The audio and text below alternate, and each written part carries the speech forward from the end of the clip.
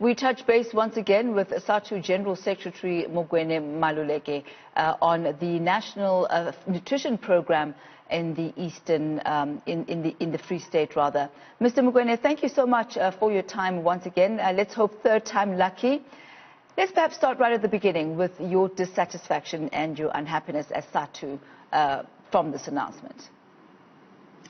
Good afternoon, and thank you for having us indeed. Our problem with the circular that was sent to our schools was the short notice that was given to the school governing bodies as well as the principal for them to start feeding our children. We support the fact that children have got to be fed. However, it was going to overwhelm the schools because we needed to follow the COVID regulation in terms of social distancing, but also needed to understand how are the learners going to be bussed into the schools in such big numbers at a short notice. And the parents have not been well informed around that. The schools were also not having the money because the money was still going to be deposited into the schools for them to be able to procure the food stuff and so forth. So it was going to create more problems, and that was our concern, that you cannot just give a 2 days or 3 days notice to the principal for them to be able to handle such a magnitude of a program that might end up creating problems for the parents and the public at large because of lack of planning. So just to get the logistics around this straight, was the school program, the feeding program, open to all learners in the school who previously had been under the program, or was it just grade 7th and 12th? The program was that it needs to be open to all the learners who are still at home. That was not only for the grade 7 and the grade 12, but it was all the learners that are still home, because there is a need indeed for the learners who were part of this school feeding program to be fed so that they are able to really be nourished. That is an issue of a social justice. We agree with that. However, it was the logistic part of it that was a problem, and that was going to overwhelm the system because arrangements were not being done to be able to have the learners on the ground of the school because of social distancing. So this was to open for all the learners, and therefore there are other methods and strategies that can be used to ensure that our children who are learners in our schools can be fed by working with the Department of Social Development and have the food banks where these particular parcels can be dropped and then they be collected by the parents, rather than to have the school having all the learners, because then it defeats the social distance program if planning is not well done by the department, and the principals were really going to be compromised, and that was not going to be good for our system. Now, one of the other issues that you brought up here is the issue of a lack of resources. Tell us about the provision, financial provision, that has been made to actually be able to facilitate these nutrition programs. Yes, the issues of the resources was that the school needed to receive the money that is deposited in the account so that they're able to procure. The other issue is that we do have caregivers who are helping us with the feeding of our learners when they are there, and clearly it is that these particular arrangements were not done to ensure that they themselves, as the caregivers, are ready for the huge numbers that will be coming, because they were only prepared for the grade 12 or the grade 7s in our school. So these are some of the resources that you need the people to be there. You need to make sure that there is social distancing.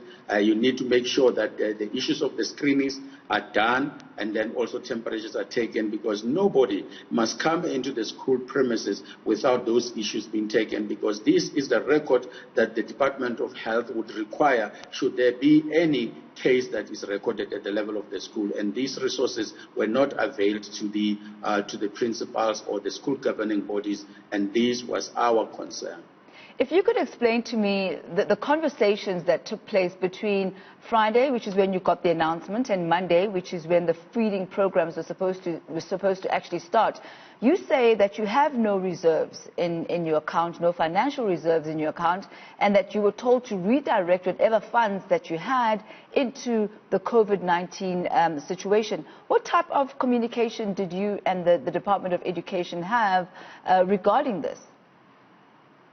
Well, it was just a mere circular that was sent to the schools to say, look, use your available resources that are there in the bank to be able to procure that. That has always been a problem because you don't take into account the fact that some of the schools are very small schools.